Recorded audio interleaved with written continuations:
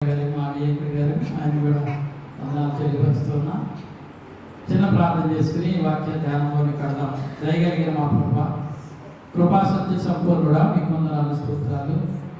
రాత్రి సమయంలో నీ సన్నిధిలో గడుపుకోవడానికి మీరు తీసుకొచ్చిన బిడ్డలందరినీ బట్టి మీకు వందనాలు స్తోత్రాలు ప్రభ. అయోగ్యుడను మీ సన్నిధిలో నిలువబెట్టకు యోగ్యత లేనివాడిని ప్రభు. మీ శిలువ చాటును మరుగుపరుచుకొని రేపు మాట్లాడి నాయన మీరే మహిమ పొందమని, మా మాటలు కాదు కానీ ప్రభా ఈ మాటల ద్వారా నీ బిడ్డలను తృప్తిపరచమని యేసుక్రీస్తు నామమున అడుగుచున్నాము తండ్రి.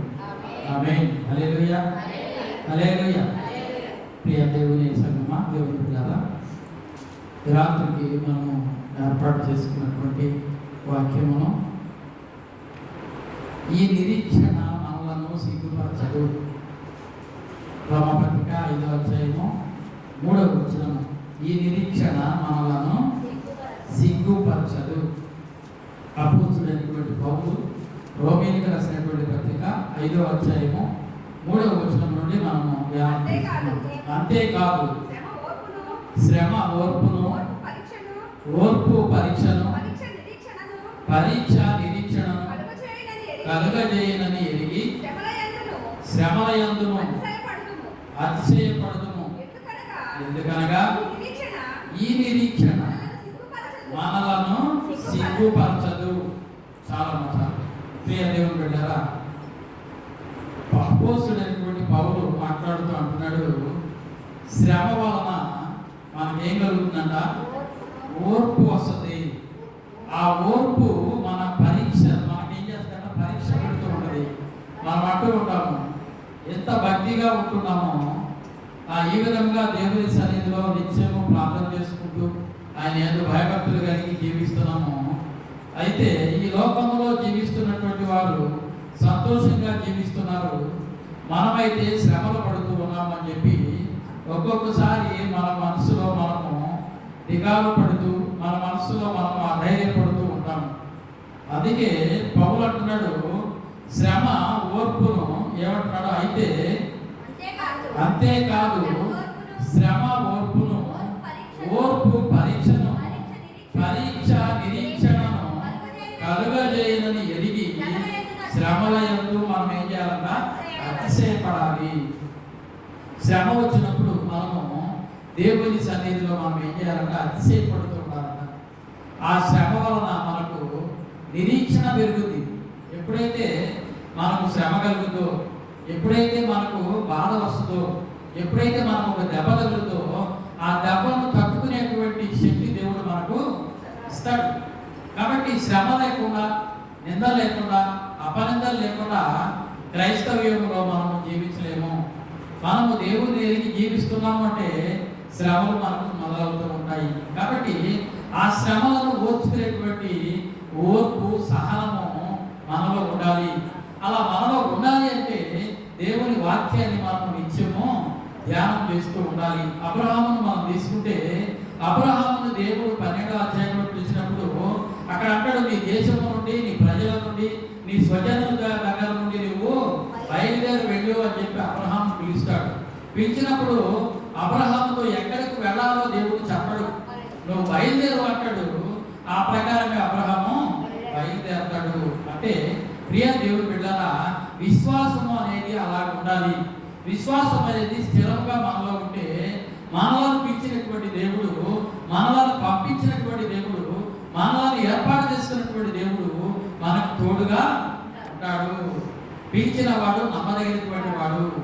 మనము నిందలు పడుతూ ఉంటే, అపనిందలు పడుతూ ఉంటే, వ్యాధులు బాధలు పడుతూ ఉంటే ఆయన చూస్తూ ఊరుకునేటువంటి దేవుడు కాదు. ఆయన ఇశ్రాయేలు ప్రజల కంట వారిని నడిపిస్తూ ఉన్నప్పుడు ఆ ఎర్ర సముద్రం ఎదురుగా రాకముందు ఆ దేవాది దేవుడు పగలు మేఘస్తంభంగాను, రాత్రి అగ్నిస్తంభంగా ఉండి వారిని నడిపిస్తూ ముందు నడుస్తున్నటువంటి దేవుడు అంట. ఎప్పుడైతే ఆ సముద్రం వచ్చిందో ఆ సముద్రం చూసి ప్రజలు భయపడుతూ ఉన్నప్పుడు, వెనుక ఇశ్రాయేలు సైన్యం వస్తూ ఉంది.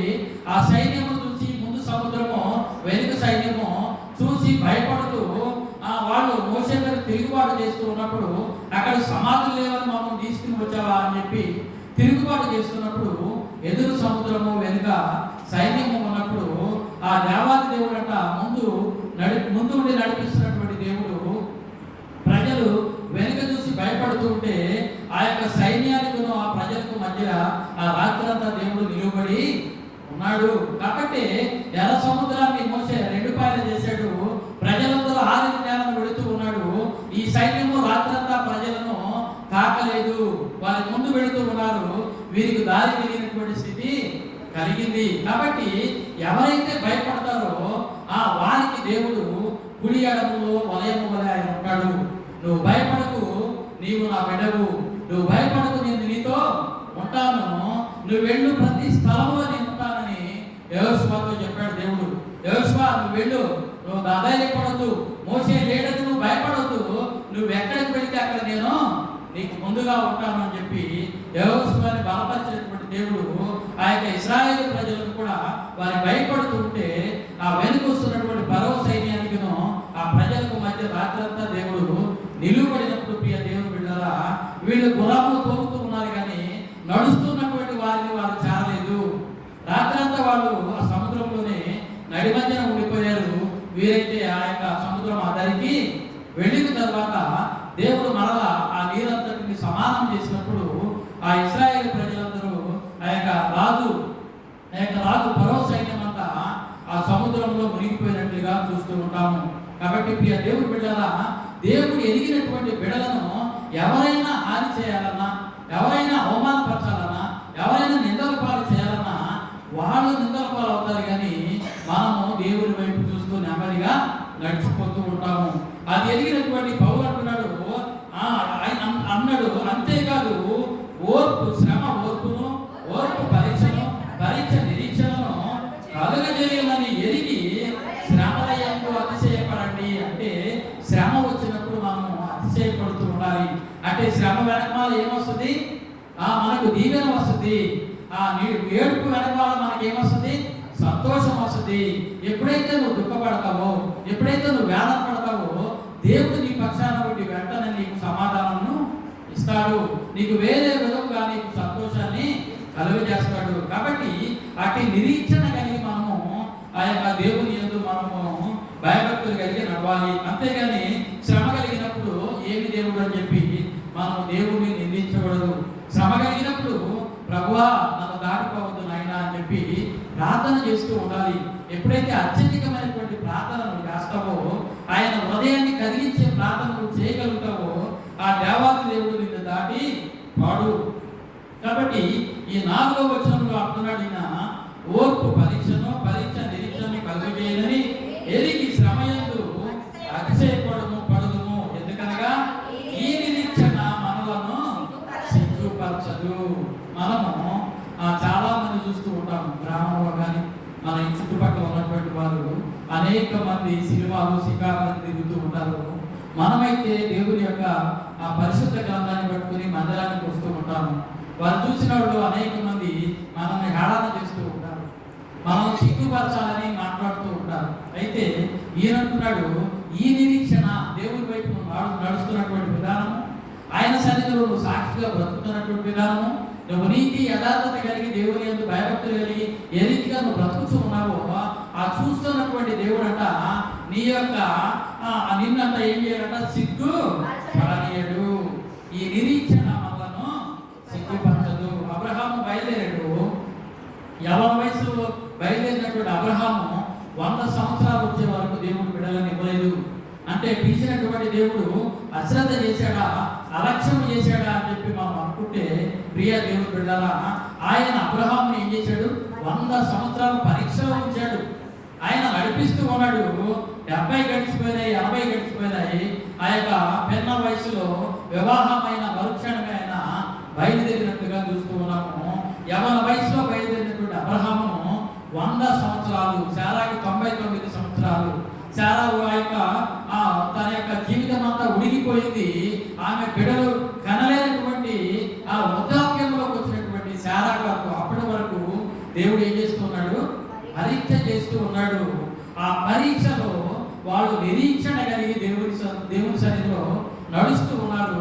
100 సంవత్సరాల తర్వాత ఆ యొక్క 18వ అధ్యాయం ఆదికాండంలో మమ్రే దగ్గర అప్పుడు అబ్రహాము ఉన్నప్పుడు దేవుడు వెళ్ళి అబ్రహాంతో మాట్లాడుతూ మీదికి ఈ రోజున నీకు కుమారుడు కలుగుతాడు అబ్రహామా అన్నప్పుడు శారా ఏం చేస్తుంది, గుడారంలో ఉండి నవ్వుతుంది. ఎందుకంటే ఈ వయసులో నేను పిల్లలను కనగలనా, నా యొక్క శరీరము మృతతుల్యమైపోయింది, స్త్రీ ధర్మము నాకు కుడిగిపోయింది, ఆ యొక్క అబ్రహాము కూడా నడవలేనటువంటి పరిస్థితి, 99 సంవత్సరాలు వచ్చినాయి, ఈయన ఇప్పుడు వచ్చి ఏమంటున్నాడు, విడత కలుగుతాడు అని చెప్పి మాట్లాడుతూ ఉన్నాడు అని చెప్పి నవ్వినప్పుడు ఆ పరమంతు చూస్తున్నటువంటి దేవుడు, ఆ సృష్టికర్త, ఆ సర్వము ఎరిగిన వాడు, మనం ఏమి చేస్తున్నామో మన ఉదయంలో మన ఆలోచన పుట్టక మునిపే ఎరిగినటువంటి దేవుడు శారా నవ్వలేరా అంటాడు అక్కడ.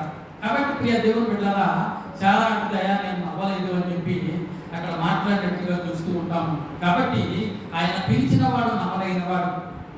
శ్రమలు వస్తాయి మన యొక్క జీవన విధానంలో, మన ప్రయాణంలో శ్రమలు వస్తాయి, నిందలు వస్తాయి, అపనిందలు వస్తాయి, వ్యాధులు వస్తాయి, బాధలు వస్తాయి, ఎదుగులు వస్తాయి, ఇబ్బందులు వస్తాయి. ఎవరి ద్వారా వస్తాయి? భార్య ద్వారా వస్తుంది, బిడ్డల ద్వారా వస్తాయి, ఇరుగు పొరుగు వారి ద్వారా వస్తాయి, ఇంకా మనకు కలిగినటువంటి వారు మన స్నేహితుల ద్వారా వస్తాయి. ఎన్నో శ్రమలు మనము అనుభవించాల్సినటువంటి పరిస్థితి వస్తుంది. ఏది వచ్చినా మన నిరీక్షణ చెదరకూడదు. దేవుని పట్ల మన యొక్క ఉన్నతమైనటువంటి ఆ ప్రేమ మనము ఆయనను విడవకూడదు. మనం ఏబును చూసుకుంటే ఏబు ఎంత ఉన్నతమైనటువంటి వాడు, ఆ రుజు దేశంలో అతను ఎంత గొప్పవాడు లేడు. ఒక్క దినాన సమస్తము పోయినాయి. అయితే ప్రియ దేవుని బిడ్డలారా, అక్కడ ఒక మాట మాట్లాడుతున్నాడు, యెహోవా ఇచ్చాడు, యెహోవా తీసుకున్నాడు అని చెప్పి గొప్ప మాట అక్కడ ఏబు మాట్లాడినట్టు చూస్తూ ఉన్నాం. ప్రియ దేవుని బిడ్డలారా, మనం కూడా తల్లి గర్భం నుండి మా యొక్క మనవడు రాత్రి ఒక పాట పాడయ్యా అంటే అంటున్నాడు, వచ్చేటప్పుడు నువ్వేమీ తీసుకుని రాలేదు, వెళ్ళేటప్పుడు నువ్వేమీ తీసుకురావాలి. ఒక పాట పాడతాడు అతను. ఎందుకు ఆ పాట నీకు ఎవరు నేర్పారంటే పెద్దవాళ్ళు నేర్పేట అంటున్నాడు. అది నేనన్నా అది ఇక్కడ ఎవరైనా చనిపోయిన తర్వాత కృతజ్ఞత కొడుకు పెట్టుకుంటే అప్పుడు ఒంటరిగా వచ్చావు, ఒంటరిగా పోయావని చెప్పి పాడతారయ్యా. అది కాదు అంటే అయినా బాగుంది తాతయ్య నేర్చుకున్నా అని చెప్పి పాడుతూ ఉన్నాడు. ప్రియ దేవుని బిడ్డలారా, తల్లి గర్భం ముందు మనం ఎలా వచ్చామంటే మనం ఒంటరిగా వచ్చాము, దిగంబరులుగా వచ్చాము, దిగ్గులేనటువంటి పరిస్థితిలో మనం చూస్తూ ఉంటాము. ప్రశ్నించినప్పుడు ఆ బిడ్డను తీసి పక్కన పడేస్తారు, తల్లి యోగక్షేమాలు చూస్తారు, ఆ బిడ్డ రక్తపు మడుగులు కొట్టుకుంటూ ఉంటాడు, వాడిని అబ్బరే వాడు పట్టించుకోరు. ప్రియ దేవుని బిడ్డలారా, తల్లి ఎలా ఉంది అని చెప్పి తల్లిని పరామర్శిస్తూ ఉంటారు. అక్కడ ఆ యొక్క ఏస్కేల్లో మాట్లాడతాడు, ఆయన అంటాడు, తల్లి గర్భం నుండి తీసి పక్కన పెట్టినప్పుడు, నువ్వు రక్తపు మడుగులో కొట్టుకుంటూ ఉన్నప్పుడు, నువ్వు అల్లాడుతూ అరుస్తూ ఏడుస్తూ ఉన్నప్పుడు వారు ఎవ్వరూ నేను చేత తీర్చలేదు, అప్పుడు నేను నీకు తోడుగా ఉన్నాను అని దేవుడు మాట్లాడుతూ ఉంటాడు. అవును ప్రియులారా, దేవుని సన్నిధిలో మనం చూస్తూ ఉంటే ఆ యొక్క డాక్టర్లు కూడా ఏం చేస్తారు, పిల్లడు హెల్దీగా ఏడుస్తూ ఉంటే అతన్ని పట్టించుకోరు, పక్కన పెట్టేసి ముందు తల్లిని చూసి అవన్నీ చేస్తూ ఉంటారు. ఆ సమయంలోనంట దేవుని కనుదృష్టి ఆ బిడ్డపై ఉంటుంది. కాబట్టి అప్పటి నుండి నేను పోషిస్తూ ఉన్నాను అంటాడు. కాబట్టి ఆ యొక్క మనము నిరీక్షణ, ఆయన ఏదో నిరీక్షణ ఉంచితే ఆయన మనలను సిగ్గుపరచడు. కాబట్టి మనము దేవుణ్ణి ఆశ్రయించి ముందుకు వెళుతున్నామంటే ప్రగాఢమైనటువంటి విశ్వాసంతో మనం వెళ్ళాలి. అలా మనం వెళ్తే మనకు ఈ లోకంలో బ్రతికినంత కాలము మనం సుఖశాంతులతో బ్రతుకుతాము. ఒకవేళ ఈ లోకాన్ని విడిస్తే ప్రియ దేవుని బిడ్డలా యుగాలు ఆయనతో కూడా ఉండడానికి మనం ఇష్టపడుతూ ఉంటాము. కాబట్టి ప్రతి ఒక్కరము ఎవ్రీ పత్రిక చూద్దాం ఒకసారి. 12వ అధ్యాయము 1-2 వచనాలు. ఎవ్రీ పత్రిక అమ్మా, ఇంత గొప్ప సాక్షి సమూహము మేఘము వలె మనలను ఆవరించి ఉండగా మనము కూడా అమ్మా ప్రతి భారమును సులువుగా చిక్కులు పెట్టి పాపము వలన విడిచిపెట్టి విశ్వాసమునకు కర్తయు దానిని కొనసాగించి వాడినైన యేసు వైపు చూస్తూ మన ఎదుట ఉంచబడిన పందెములో చాలా ఓపికతో పరిగెత్తుదాము. హల్లెలూయా, హల్లెలూయా. అపోస్తలుడైనటువంటి పౌలు హెబ్రీయులకు రాసిన పత్రిక 12వ అధ్యాయము 1వ వచనం నుండి మాట్లాడుతూ అంటున్నాడు, ఇంత గొప్ప సాక్షి సమూహము వలె మనలను ఆవరించినందున మనము కూడా ప్రతి పాపమును సులువుగా చిక్కులు పెట్టు పాపములను విడిచిపెట్టి విశ్వాసమునకు కర్తయు దానిని కొనసాగించువాడనైన యేసు వైపు చూస్తూ మన ఎదుట ఉంచబడిన పందెములో ఓపికతో పరిగెత్తుదాము. పందెము మన ఎదుట ఉంచబడినటువంటి పందెము ఏంటంటే దేవుని బిడ్డలారా, మన ముందు ఉన్నటువంటి మనుషులను మనం చూస్తూ ఉంటాం. శారీరకంగా మనం చూసుకుంటే వారికంటే మనము ఉన్నతమైన స్థితిలో ఉండాలి, వారికంటే మంచి బట్టలు ధరించాలి, వారికంటే మనము మంచి బిల్డింగ్ వేసుకోవాలి, వారికంటే మనము కారులు బంగ్లాల్లో ఉండాలి అని మనము ఈలోక సంబంధంగా ఆలోచిస్తూ ఉంటాము. కాబట్టి అపోస్తలుడైన పౌలు అంటున్నాడు, ఆయన అంటున్నాడు ఒక మాట, సులువుగా చిక్కులు పెట్టు పాపాలను మనము విడిచిపెట్టి ఏం చేస్తుంది, ఆ ఆశలు ఆ యొక్క ఎదుటివాడి కంటే ఎక్కువ బ్రతకాలనే ఆశ మనల్ని ఏం చేస్తుందంటే మనం అప్పుల్లో నెట్టింది. మనము తల దించుకుని తిరిగేటువంటి పరిస్థితుల్లోకి మనల్ని నడిపిస్తుంది. మనకు తగిన దాంట్లోనే మనం తృప్తిగా బతికితే ప్రియ దేవుని బిడ్డలారా మనము జీవితాంతము సుఖముగా బ్రతకగలుగుతూ ఉంటాము. నాకు తెలిసి ధర్మంలో రిటైర్డ్ అయినటువంటి వారిని చూసుకుంటే ఆ యొక్క వచ్చినటువంటి డబ్బులు 70 లక్షలు 60 లక్షలు లేకపోతే ₹1 కోటి ఎంత రానింది, వచ్చిన డబ్బుల్లో దరిదాపు కొంతమందికి అయితే అసలు మిగలట్లేదు, కొంతమందికి అయితే దరిదాపు ఎంత అంటే ఒక 30,000 20,000 అట్లా మిగులుతుంది, లేకపోతే ఒక 10 లక్షలు 5 లక్షలు అట్లా మిగులుతూ ఉన్నాయి. ఎందుకంటే వాళ్ళు ఏం చేశారు, ఆశకు ఆర్పాటానికి పోయి డబ్బులన్నీ ఖర్చు పెట్టుకుని లేకపోతే అయ్యి కొందాం అని చెప్పి వాళ్ళు ఇబ్బందులు పాలైపోతూ ఉన్నారు.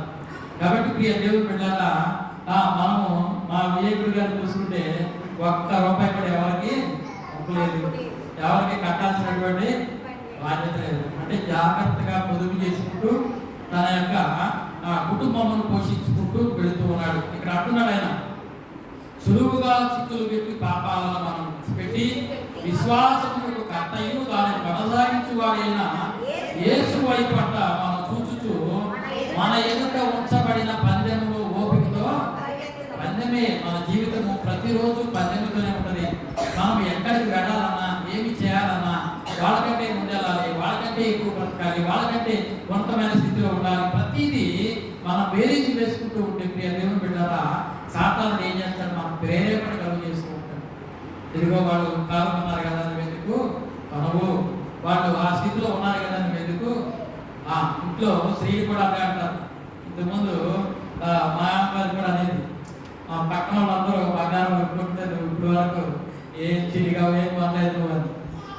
ఎందుకంటే మన స్థితి ఇద్దరు ఆడపిల్లలు వాళ్ళు చదివించుకోవాలి, మన స్థితి వేరు, వాళ్ళ స్థితి వేరు. కాబట్టి జాగ్రత్తగా ఉండాలని చెప్పి వాళ్ళని కోరికలను మనం అనుకుంటూ ముందుకు వెళుతూ ఉంటే ప్రియ దేవుని బిడ్డ అవే సులువుగా చిక్కులు పెట్టే పాపాలంటే అవే. కాబట్టి వాటిని అనుసుకుంటూ దేవుని సన్నిధిలో మనం ఎటువైపు చూడాలంట, క్రీస్తు వైపు చూడాలి. అంటే శరీర సంబంధమైనటువంటి కోరికలను తగ్గించుకుంటూ ఆత్మ సంబంధమైనటువంటి పరుగులు మనము పరిగెత్తాలి. ఎలాగా, మనకంటే ముందు చర్చికి ఇంకొకరు పెడుతున్నారు కాబట్టి వాళ్ళకంటే ముందు నేను వెళ్ళాలి, నాకంటే వెనుకొచ్చినటువంటి వ్యక్తి నిలబడి ప్రార్థన చేస్తూ ఉన్నాడు, ఆయనకంటే ముందు నేను వెళ్ళి ప్రార్థన చేయాలి, లేకపోతే అతను వాక్యం చెప్తూ ఉన్నాడు, అతనికంటే ముందు నేను వాక్యం చెప్పాలి, ఆధ్యాత్మికంగా నేను వాళ్ళందరికంటే నేను ముందు ఉండాలి అని ఆ యొక్క ఆత్మీయ స్థితిలో మనకు పోరాటం ఉండాలి. కానీ శరీర సంబంధమైన స్థితిలో పోరాటం అనేది ఉండకూడదు. అదే ఈయన అంటున్నాడు, ఈ యొక్క విశ్వాసములకు కర్త అయినటువంటి క్రీస్తు వైపు చూస్తూ మన ఎదుట ఉంచబడిన పందెంలో మన ఓపికతో పరిగెత్తాలి. అంటే ఈ సంవత్సరం ఉన్నటువంటి విశ్వాసము భక్తి ఇంకొక సంవత్సరం వచ్చేటప్పటికి మెరుగైనటువంటి స్థితిలో ఉండాలి. ఎప్పుడు అదే ప్రార్థన చేయడం, లేకపోతే రక్షింపబడిన దగ్గర నుండి అదే జీవితం జీవించడం అది కాదు. కానీ బిడ్డ పుట్టిన దగ్గర నుండి ఏ రీతిగా దినదినము ఎదుగుతాడో ఆత్మీయ స్థితిలో కూడా మనము ఆ రీతిగా ఎదగాలి. మనం వాక్యం చెప్పింది వినాలి, అది అలా ఉన్నదో లేదో అని చెప్పి ఇంటికి వెళ్ళి పరిశీలనగా చదువుకుంటూ ఉండాలి. జ్ఞానయుక్తమైనటువంటి ఆ యొక్క మాటలను మనము జ్ఞానం చేస్తూ ఆ యొక్క వాక్యానుసారంగా మనం బ్రతుకుతూ మన ముందు ఉంచినటువంటి ఆ యొక్క పందెంలోనంట ఓపికగా పరిగెత్తాలి. ఆత్మీయ పరుగు ఆ యొక్క ఆత్మీయ పరుగులో మనం ముందుకు వెళ్ళాలి. ఈ లోకంలో అనేకమైన విధాలుగా వస్తూ ఉంటది, పోతూ ఉంటది. ఆ శ్రమ వస్తూ ఉంటాయి, పోతూ ఉంటాయి. సుఖ సంతోషాలు వస్తూ ఉంటాయి, పోతూ ఉంటాయి. అయితే దేవుని బిడ్డలారా, దేవుడు ఇచ్చినటువంటి రక్షణను మనం ఒకసారి పోగొట్టుకుంటే అది మరలా తిరిగి రాదు. ఒకసారి మనం దేనమైనటువంటి స్థితిలోకి వెళ్ళాము అంటే మరలా బయటికి రావడం అనేది కష్టము. కాబట్టి పాపమునకు దూరముగా ఉండాలి. సులువుగా శ్రమలు పెట్టేటువంటి ఆ చిక్కులకు మనం దూరముగా ఉండాలి. అంటే అనేక విధమైనటువంటి పాపాలు ఈ లోకంలో ఉన్నాయి. మనం చూస్తే కల్తీ పత్రికలో ఉన్నది శరీరాశ, నేత్రాశ, జీవభ్రమం, ఇవన్నీ అనేకమైనవి అక్కడ మనం చూస్తూ ఉంటాం ఎఫెసీ పత్రికలో కూడా. కాబట్టి ప్రియ దేవుని బిడ్డలారా, వాటి వైపు మనము చూడకుండా ఆ యొక్క రక్షకుడు అనేటువంటి దేవుని వైపు మనం చూడాలి అని ఇక్కడ పౌలు గారు మాట్లాడుతూ ఉన్నాడు. ఈయన వైపు చూడటం వల్ల ఏంటి మనకి ఒరిగే ప్రయోజనం అంటే, ఈ లోకంలో ఉన్నప్పుడు సుఖ సంతోషాలతో బ్రతుకుతాము. ఒకవేళ ఈ ప్రయాణం ముగిస్తే ఆయనతో కూడా యుగ యుగాలు ఉండడానికి ఆయన మనతో తీసుకుని వెళతాడు. అలా వెళ్ళాలి అంటే ఈ భూమి మీద ఉండగానే మన యొక్క జీవితాన్ని చక్కబెట్టుకోవాలి. ఆయన వాక్యాన్ని చదువుకుంటూ ఉండాలి. ఆయన ఎందుకు భయభక్తులు కలిగి ఉండాలి. కాక మనతో ఉన్నటువంటి వారిని మనము ప్రేమిస్తూ మంచి మనసు కలిగినటువంటి వారిగా మనం ముందుకు వెళుతూ ఉంటే, ప్రియ దేవుని బిడ్డలారా, మన పరుగుని ఆ యొక్క ఓపికతో పరిగెత్తుతూ ఉంటే ఆయన అంతా మనకి ఏం చేస్తాడంట? జీవ కిరీటాన్ని మనకు ఇస్తాడు. కాబట్టి ఆ జీవ కిరీటాన్ని మనం పొందుకోవాలి అంటే మనము ఆయన యందు భయభక్తులు కలిగి ఉండాలి. ఆయన యందు నిరీక్షణ కలిగి ఉండాలి. ఆ నిరీక్షణ కలిగి అబ్రహాము ఏ రీతిగా వెళ్ళాడో, ఆ అబ్రహాం అంట విశ్వాసులకు తండ్రిగా ఎంచబడ్డాడు. అంటే ఈ భూమి మీద ఎంతమంది అయితే రక్షణ పొంది, బాప్తిసం పొంది, దేవుని యందు భయభక్తులు కలిగి మందిరాలకు వెళ్ళి రక్షణ పొందుతారో వారందరికీ అబ్రహాం తండ్రి. ఇప్పుడు దేవుని బిడ్డలారా, ఒకరని కాదు, ఇద్దరని కాదు, కానీ రక్షింపబడిన ప్రతి ఒక్కరికి అబ్రహాము తండ్రిగా ఉన్నట్టుగా మనం చూస్తూ ఉంటాము. అంటే ఆయన నిరీక్షణ ఫలించింది. ఆయన నిరీక్షణకు ఆధారము కలిగింది. రోమపత్రిక 12వ అధ్యాయము 1-2 వచనాలు. రోమపత్రిక 12వ అధ్యాయము. కాబట్టి సహోదరులారా, పరిశుద్ధమును దేవునికి అనుకూలమునైన సజీవ యాగముగా మీ శరీరములను ఆయనకు సమర్పించుకొనుడని దేవుని వాత్సల్యమును బట్టి మిమ్మల్ని బతిమాలుకొనుచున్నాను. ఇట్టి సేవ మీకు యుక్తమైనది. చాలా ప్రియదేవుని బిడ్డలారా, ఈ యొక్క పౌలు గారు మాట్లాడుతూ ఇక్కడ కొరింథీ పత్రికలో, కాబట్టి సహోదరులారా, ఎవరు సహోదరులు అంటే రక్షింపబడినటువంటి మనము, సంఘానికి వస్తున్నటువంటి మనము, దేవుని యొక్క వాక్యాన్ని వింటున్నటువంటి మనము, మనందరినీ పౌలు గారు అంటున్నాడు. కాబట్టి సహోదరులారా, పరిశుద్ధమును దేవునికి అనుకూలమైన సజీవ యాగముగా మీ శరీరాలను ఆయనకు సమర్పించుకోండి. ఏమండి, మనం చూస్తూ ఉంటాము ఆ యొక్క హిందూ దేవాలయానికి వెళ్ళేవాడు. వాళ్ళు ఏమంటారంటే, మేము నిలువు దోపిడీ ఇచ్చాము దేవునికి అంటారు. అంటే వాళ్ళు ఆ దేవునికి మొక్కుకునేటప్పుడు వారి యొక్క ఆ మెడలో కానీ చెవులో కానీ వాళ్ళకున్నటువంటి బంగారము ఎంత వాళ్ళు వేసుకుని ఫంక్షన్లకు వెళ్ళి తిరుగుతూ ఉంటారో దాన్ని అంతటినీ ధరించుకుని నీ దగ్గరకు వచ్చి అదంతా నీకు ఇస్తాము అని చెప్పి మొక్కుకుంటారు. అది నిలువు దోపిడీ అంటే వారికి ఉన్నదంతా ఆ ఒంటి మీద ఉన్నట్టు అంతా దేవునికి సమర్పిస్తారు. ఇక్కడ అపోస్తలుడైనటువంటి పౌలు అంటున్నాడు, పరిశుద్ధమును దేవునికి అనుకూలమైన సజీవ యాగముగా మీ శరీరాలను ఆయనకు సమర్పించుకోండి అంటున్నాడు. ఇక్కడ ధనధాన్యాలు దేవుడు అడగట్లా, మన యొక్క శరీరంలో ఉన్నటువంటి మన యొక్క హృదయాన్ని ఆయన అడుగుతున్నాడు. మన హృదయాన్ని మాలిన్యం చేసుకోకూడదు, మన శరీరాలను అపవిత్రపరచుకోకూడదు. నిష్కలంకంగా దేవుని సన్నిధిలో మనం ఉంటే ఆయన అంటున్నాడు, దేవుని పరిశుద్ధమును దేవునికి అనుకూలముగా ఉన్నటువంటి సజీవ యాగముగా మీ శరీరాలను ఆయనకు సమర్పించుకుంటని దేవుని వాత్సల్యమును బట్టి మిమ్మలను బతిమాలుకుంటున్నాను. అంటే దేవుని సన్నిధికి ఆపాకం అక్కర్లేదు. దేవుని సన్నిధికి పెద్దగా మనము చేయాల్సినటువంటి పరిస్థితులు ఏమి ఉండవు. కానీ మనము ఉన్న స్థితిలో ఆయన దగ్గరకు వచ్చి దీనులపై మోకరించి, ప్రభువా దేవుడును నాయన ఈ దినము నీ సన్నిధికి రప్పించావు ప్రభా, అయ్యా నీవు ఇచ్చిన ఉచితమైనటువంటి కృప ప్రభా అని చెప్పి ఆయన సన్నిధిలో విరిగి నలిగినటువంటి మనసు కలిగి మనం ప్రార్థన చేసుకుంటే అదే ఆయనకు సమర్పించేటువంటి యాగము. కాబట్టి ఆ యాగము ఎలా ఉండాలంట? దేవుని వాత్సల్యము బట్టి అంటున్నాడు ఈయన, మిమ్మల్ని బతిమాలుకుంటున్నాను. పౌలు గారు మనం బతిమాల్చుకోవాల్సినట్టు అవసరం ఏముంది అంటే, మనము ఈ లోకంలో పడి శరీర ఆశలకు లోబడిపోతామేమో, దేవునికి ఎక్కడ దూరం అయిపోతామో. దేవుడు తను ప్రత్యక్షమైనప్పుడు, ఆయన మధ్యాకాశానికి వచ్చినప్పుడు ఆ ఎత్తబడే గుంపులో మనం ఉంటామో లేదో. ఇద్దరు ఉంటే ఒకళ్ళు విడువబడతారు, ఒకళ్ళు ఎత్తబడతారు. సంఘంలో ఉన్నటువంటి వారు అనేక మంది ఉంటారు, కానీ వాళ్ళందరూ ఆయన యొక్క రాకడకు సిద్ధపాటు లేనటువంటి స్థితిలో ఉంటారు.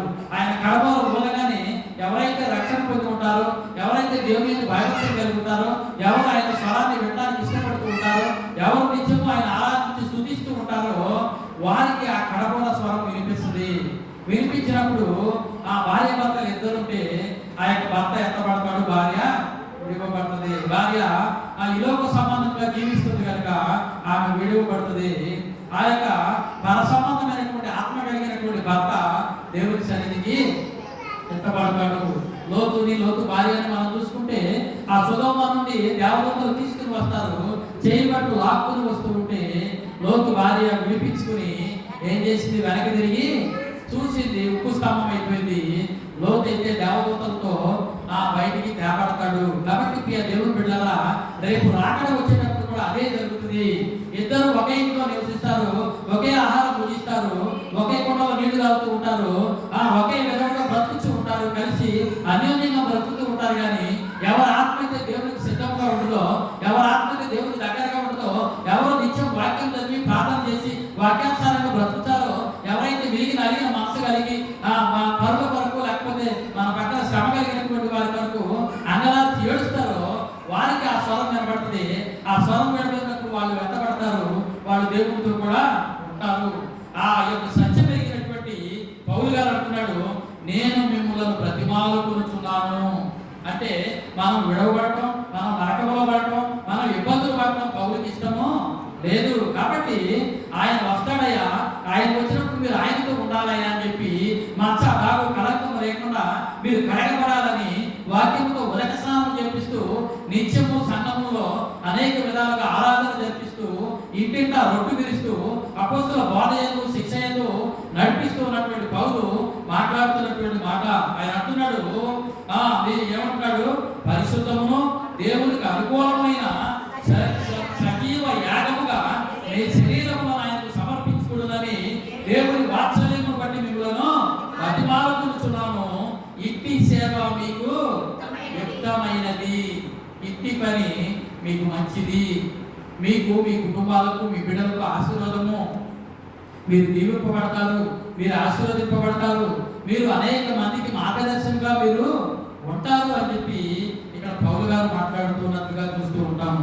కాబట్టి ప్రియ దేవుని బిడ్డలారా, మందిరానికి వస్తున్నాము, వెళ్తున్నాము, ఆ వాక్యం వింటున్నామని కాదు, కానీ మన యొక్క హృదయంలో వాక్యం ఎంతవరకు పనిచేస్తూ ఉంది, వాక్యానుసారంగా మనం ఎంతవరకు బ్రతకగలుగుతూ ఉన్నాము, నిత్యము ఆయన ఏ రీతిగా ఆరాధించగలుగుతూ ఉన్నాము, ఆయన బలంలో పాలుబందులు పంచుకుంటూ ఉన్నాము, ఆయన రక్త మాంసాల్లో పాలుబందులు పంచుకుంటూ ఉన్నాము. అయితే ఈ భూమి మీద జరుగుతున్నవన్నీ క్రమంగా జరుగుతూ ఉన్నాయి, కానీ పరసంబంధమైనటువంటి స్థితిలో మనం ఏ రీతిగా ఉన్నాము.